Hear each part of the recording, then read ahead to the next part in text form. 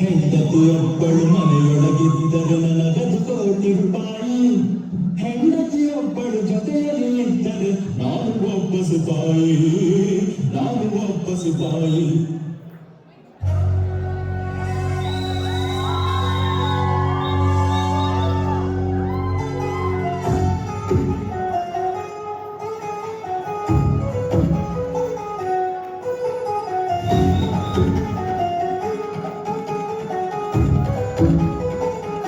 ನಿನ್ನಾಳೆ ನಾನು ಬೆಂಕಿಯಲ್ಲೂ ತಪ್ಪು ಕಂಡೆನು, ನನ್ನಾಳೆ ನಾನು ಬೆಂಕಿಯಲ್ಲೂ ಅಂತ ಕಂಡೆನು. ನಿನ್ನಾಳೆ